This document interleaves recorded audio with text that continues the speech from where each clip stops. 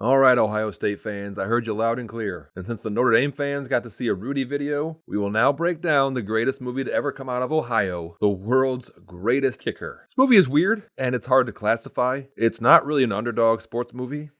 I mean, hell, it's barely a sports movie. It's not a drama, even though it tries to set up dramatic elements. It's not a comedy, despite a weird Benny Hill-style chase sequence between two elderly football coaches. There's also a bizarre love triangle with aspects of Fatal Attraction. Famed golfer Arnold Palmer is apparently in it. And then also freaking IMDb classifies it as an autobiographical fantasy, but as far as I can tell, it's not based on any actual event. And honestly, most of it plays out like a workplace safety video. And so World's Greatest Kicker was seemingly produced by Ohio State's AV department. And we meet 55-year-old Hal Norman, who was a stud place kicker at Shaker Heights High School. And Hal just kind of loiters around the practice and kicks field goals with the help of his son Bruce. And Hal is recognized by Coach Brubaker. Say, I remember. You were one of the top athletes who graduated here from Shaker. Oh, were we done with that interaction? Say, Hal, listen. What the? Was Hal just wandering away? Again, I would just think that this old man was off his meds. And speaking of being off his meds, Brubaker offers Hal a job as a special teams coach. Go on, Dad, you'd love it. Besides, your airplane company wouldn't mind. The ADR work in this movie is seamless. And also, did he say that Hal's airplane company wouldn't mind? What the hell is going on? I promise I didn't cut anything out. This is just all the info we have so far. Hal Norman is apparently a kicking airplane CEO. Okay, Hal, you've weaseled your way into a coaching position. Now it's time to negotiate a salary. Okay, Brubaker, you got a deal on one condition. Name it. You let me use your playing field here a couple of times a week to practice my kicking. It's kind of a hobby of mine. Oh my God, Hal, that's what you were doing anyways. So Hal has finally realized his minutes-long dream of coaching a high school football team. And let's see what pearls of wisdom Hal has to impart to the youth. And when you kick, keep your eye on the ball, lock your ankle, and follow through to ensure a straight flight of the ball. Now, you got that, Stone? Man, Hal is worth every penny that they're not paying him. And so now the movie's been on for 5 minutes, and Hal has realized his dream of being a place-kicking coach, and he helps lead Shaker Heights through an entire season, and they win the state championship. And it really goes to show that with grit and determination, you're never too old to realize, oh my God, there's still more movie. So Hal Norman has a new lease on life, and he's going to use this newfound confidence to take the football world by storm. What's that you're working on? Just an idea. Bruce, what would you think if there was a device that you could put in a kicking shoe that would enable someone to kick a field goal from, say, 70 yards away? Nothing in the rule book says you can't attach a spring to a shoe like your Wile E. Coyote or some shit. Will you two quit talking football and come in here? Dinner's ready. Oh, don't worry. They were not talking football at all.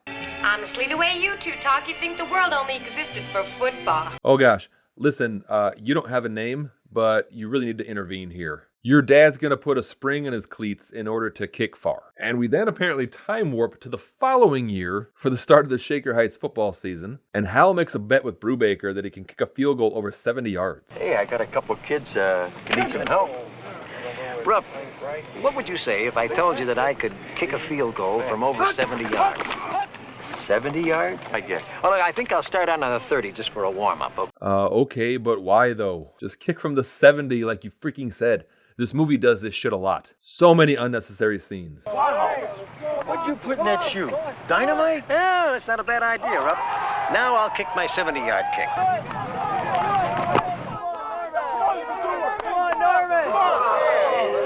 Holy shit! That's impossible. So Hal is on such a high from his 70-yard kick that he then decides to go back to Ohio State because he has 1 year of eligibility left. Well, I still got one more year, buddy, so I thought I'd go back to state and win a few games for my old alma mater. I'll see you. Keep in touch. Like, what an ungrateful sack of shit. Brubaker put his job on the line by hiring Hal and gave him a sense of purpose. He's going to abandon the entire team because he learned how springs work. So Hal gets his son Bruce to drive him to Ohio State, and I imagine Bruce was trying to talk his dad out of it the entire trip. Good to see you. Listen, you know my boy Bruce. Oh, sure. Is he pretty good on the team? Is he behaving himself? He's our best. Wait, Bruce plays for Ohio State? I feel like that should have come up by now. The narrative is just all over the place. How you doing? Oh, very well. You still keeping up there all right? Oh, a little too much. How's the team look this year? Now we're going to be up there. Good to hear it. Okay. Thank you. Oh, listen, we've got to run. I hope you're going to have a good season. I'll be looking for some You success come for back. me. You will? I'll always come back, because I'm back for good now. Yeah, I'm going to be school here. And now I know it's hard to believe, but this entire scene was improvised. And so Hal is now officially enrolled in school, and he does the only thing an old man like him knows how to do. Oh, good morning. Are you new on campus, Professor? I'm not a professor. You're a student. I came back to get to that degree I never found time for. Bombard random people with his life story. So he meets Professor Lewis, and she's probably like the 18th person that he stopped so far. He's now 4 hours late for his first class. And Hal then meets with the dean. I also intend trying out for the football squad. I think I can make it. Would you mind repeating that? Mr. Norman intends to go out for the football team. Oh, I'm sorry. Hal is loving this bombshell that he can drop on people. Like if an old man tells me he's going to play college football, I'd be like, okay. So Hal then goes to his dorm and meets his new roommate, Pighead Smith. And they do not get off to a good start. I went to college to get away from one father, and I sure as hell don't need another. Well, sorry, bud. My registration card says this is my room. Now, if you've got any complaints, don't come to me. Tell it to the dean. We'll see about that. Oh! All right. All right. You want to fight? You got one. Come on, get up. You don't have to be so rough. Next time you pick a fight, you better find out a little bit more about your opponent. I used to wrestle for state. Now, what about that father image? Never mind. But I'm with Pighead on this. Imagine going away to college, and you have to live with an old man who is ready and willing to wrestle with you at the slightest provocation. And Pighead is walking with his awful girlfriend Joyce, who just complains that Pighead is cheap. Well, if all you're looking for is somebody to spend money on you, maybe I should introduce you to my new roommate. He's loaded. Yeah, I'll bet. Last of the big spenders. Could be. They say he's worth $5 million. What's his name? Hal Norman. Well, see for yourself. He's over there. No, I'm not a professor. I'm on the football squad. He's a student? He's an inventor. Made a lot of important inventions for the aircraft industry. Owned his own company and sold out to a major manufacturer. And there he is, all $5 million to help him along in his retirement. $5 million? Oh, I'm interested. Does she have to hear things twice before she can fully react to it? Hey, Don, what's with Pops over there? I don't know. Maybe he's in the wrong line. Okay, now hold on. That dude looks just as old as Hal. Excuse me, Professor. I mean, I didn't... I'm not a professor yet. Oh, grad. Wrong again. Undergrad? Mm-hmm. Senior. Hey, I wish I had a kicker as good as you were back in '39. Well, you have. Who, your son? No, me. Oh, don't make me laugh, Hal. You used to date Bruce Norman, didn't you? Nothing happened. We just sort of lost each other. So what? Do you know Bruce has a papa? Who are you kidding? And he's come back to win his AB. And confidentially, I think he's much more interesting than his son. Just watch little Joyce when she gets into action. The mounted police gets their man. And so is Joyce. Only, just don't slow me, okay? Okay, that was pretty good. We can do a second take if you want. No? Next scene? Okay. From what you tell me about this guy, I've just got to meet him. Hey, you can arrange it, can't you, Arnold? Also, why does she need Pighead's help to meet Hal? Just walk by him and call him Professor. He will be practically giddy that he gets to correct you. And the next day in the cafeteria, Hal sits by Professor Lewis. Tell me, Hal, why, after all these years, I mean, why did I come back to college after 30 years? Oh my God, I cannot listen to this again. Everyone knows why he came back. Oh, I've got to get over to football practice. Football practice? Yeah, got to keep in shape for the game. Don't tell me you're one of the coaches. No, I'm on the squad. For fuck's sake. Hey, I can't tell you. Guys, we can't hear you. You surprised me with this. You know, Seriously, we can't hear you. I love it. You know, the gossip among the students has it that you're really far out. Well, all right, I came back to get my degree after some 30-odd years, and I had a sort of an obsession to play out my senior year on the football squad. Oh, of course, this dialogue we hear. And Hal is so high on his kicking supply that he asks Professor Lewis out on a date. Thank you. Thank you. Thank you. Hi. Hi. Miss, would you honor my table for a few minutes? I've got something kind of interesting to say to you. I'm Hal Norman. Oh, of course. Thank you. Now, I know this may sound crazy to you, but... I'm not a professor. I'm a student who's on the football team. What? So this random singer is Connie Evans, and Hal knew her father and her mother, who was also named Connie, and then we get a flashback of Connie's parents. They were so very much in love.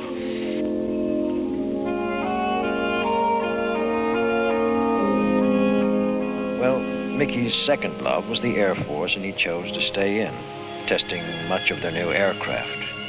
And then I was told of his plane going down. Nothing's worth losing your life over. Well, Connie Jr. certainly has come to terms with her father's death, hasn't she? She is all business. And just then, Bruce shows up to hopefully help jumpstart this plot. Dad's also on the football team. He's a reserve kicker. Oh, no. You're pulling my leg. You mean 30 years ago your father was a fine place kicker for state. No, Bruce is right. I am on the squad. Oh my God. This movie refuses to begin. And the next day, Joyce really starts to make the moves on Hal. Age is just chronological and often a state of mind. When something is really meant to be, there can be no difference. Oh, that was just the spring in my shoe, not an erection sound effect. So it's finally time for the first game against Northwestern. And I don't know, guys. I just found out that Hal Norman isn't a coach. He's a player. How's that gonna work? Thank you, guys. We're just as good as them.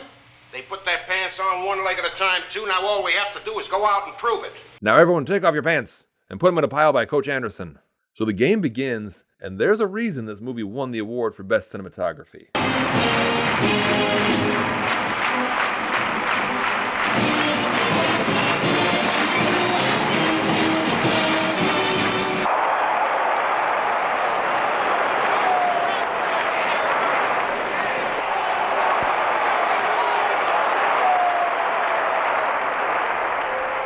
It's over 40 yards.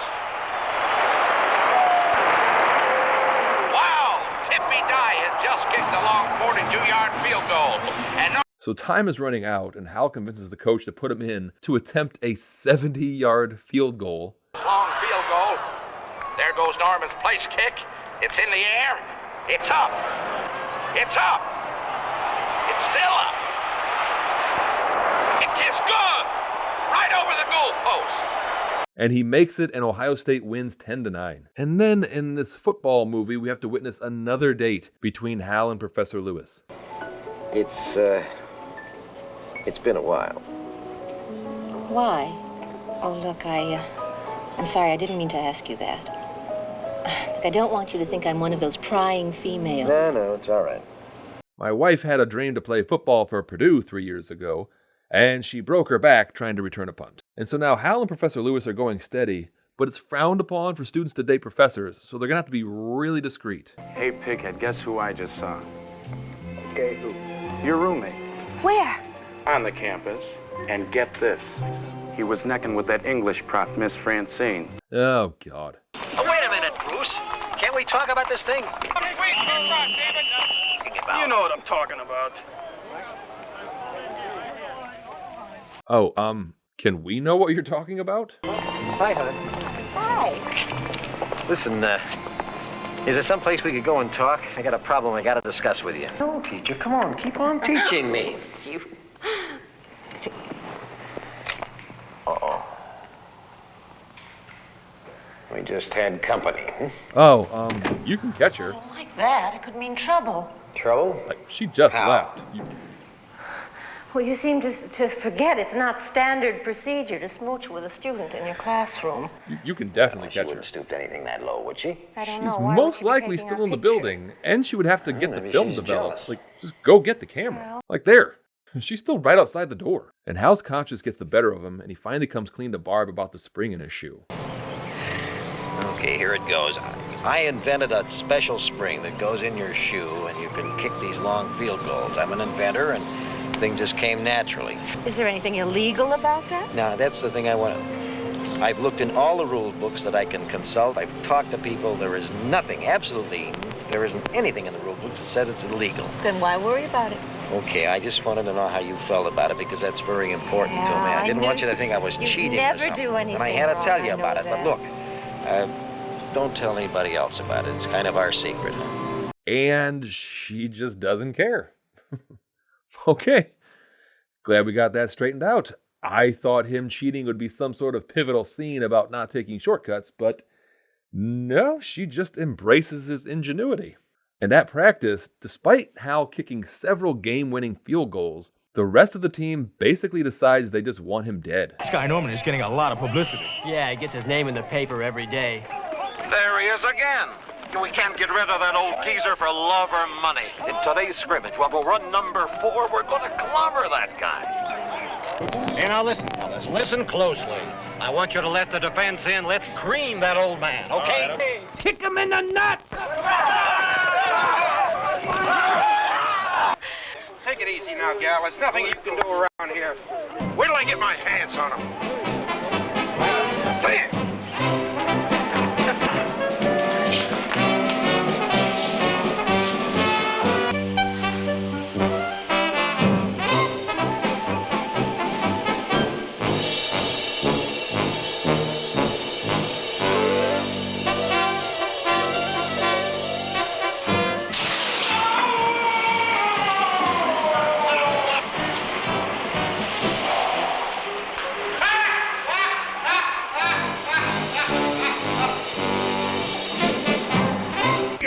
Chicken shit!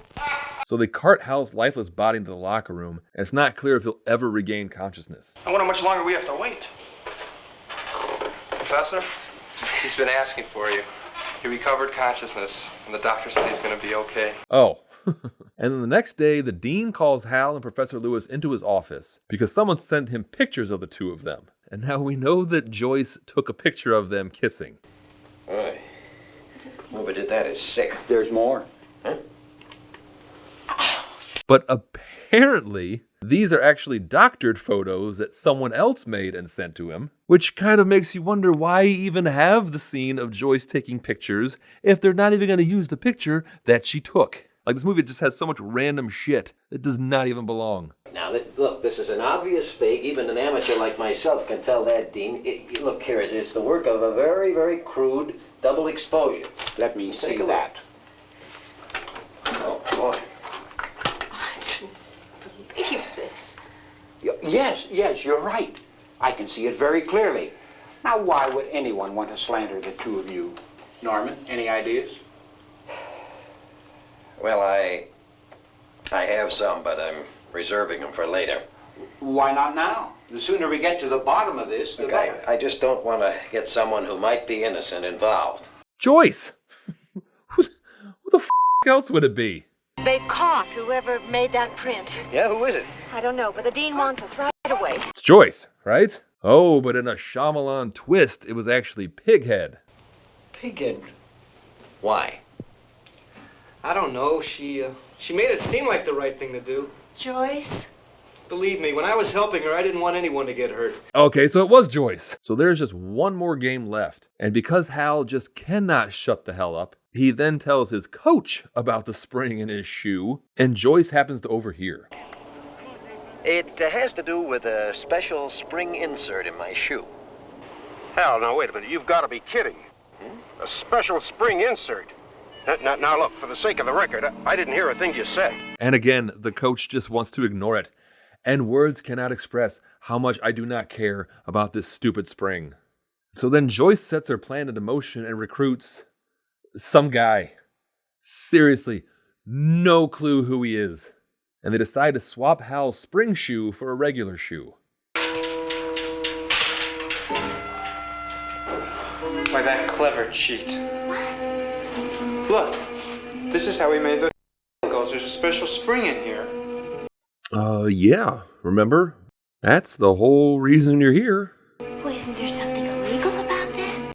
Yeah, I'm sure there is, but we're not going to have a chance to find out. Here, I'll hang on to this, and you go find the exact identical shoe. It's an 8E with the square toe in the equipment room over there, and make the switch. You know, for pacing purposes, Joyce could have had the replacement shoe already. We, the audience, don't need to go on this journey with them. Like, if she already has the shoe with her, we would just fill in the gaps as to how and when she got it. You know, just a heads up for when they make the world's greatest kicker 2. He's not the coach? I heard Hal tell the coach that he has a special spring hidden in his right kicking shoe. Oh, God, we know. We switched an identical shoe and placed it in Norman's locker. Yes. I've got the shoe to prove it. Oh my God, we know. So Pighead says that he's gonna stop Joyce, and a high-speed chase ensues. Mamma mia, all of my features. Why? Why you do this to me? Why you? Mamma mia, what? Hey, what happened here? Everybody okay? My features. Oh, God, this movie. Come on, Joyce, where is it? Sorry about that. I don't have it. Why'd you run out in such a big hurry? Oh, just a little deception play. Besides, the game is starting soon, and it's too late to save all hell now. So, in a shocking twist, the last 5 minutes didn't matter at all. From the Mamma Mia pizza guy in the middle of fucking nowhere, to the fact that Joyce never even had the shoe in her car to begin with. Hey, what are Notre Dame's chances against this great place kicker now that the national championship is on the line? Oh my God, Notre Dame? What the hell? So the game is tied with 8 seconds left, and the coach sends Hal in to attempt an 80-yard field goal. And he just makes it, and they carry him off the field. And Pighead finds Hal and tells Hal that he kicked without his spring shoe, and Hal passes out. That's a funny little comedic ending to the movie. He learned that he didn't need the spring to kick farther than any human has in history. Okay. Oh, we're not done. Okay, so then Hal comes to, and the coach tells him that the league knows about his spring shoe, and this movie has more loose ends to tie up, I guess. All right, what's the matter? Oh, nothing. It's just that at first this movie didn't want to start, and now it doesn't seem to want to end. Norman, can you give me any reason why this game, or any others that you appeared in, should not be forfeited? No one gives a shit. Just end it. Can you show me anywhere in that rule book where it outlaws a mechanism of this device? Because if you can't, you have no choice but to rule this thing legal. This is the most unusual decision I've ever had to make in my officiating career. But I'm afraid I'm going to have to rule in your favor. That's awesome. I almost forgot to tell you. The dean expelled Joyce. Oh, okay. Oh, God, not another scene change. Oh, Barb, Oh, what happened with the referee? I have 2 good newses and 1 bad news. They ruled in our favor. And the second good news is I got this wire just before the game. It's from Art Modell, owner of the Cleveland Browns, and he wants to know if I'll try out with the team next season as place kicker. Uh-huh. Yeah, it's all very important. What's the bad news? I have finally come to the conclusion that I cannot live without you. That's bad? Oh my God, end already. It is unless you marry me pretty soon. Well, I don't know. I mind, on one condition. What condition? You know your promise to take me to that special restaurant for dinner. After all, you just won the national championship, and we all have something special to celebrate tonight. And don't forget the I wish this strawberry movie ice was a cream person soda. so I could run it down with my car. Now go watch Rudy.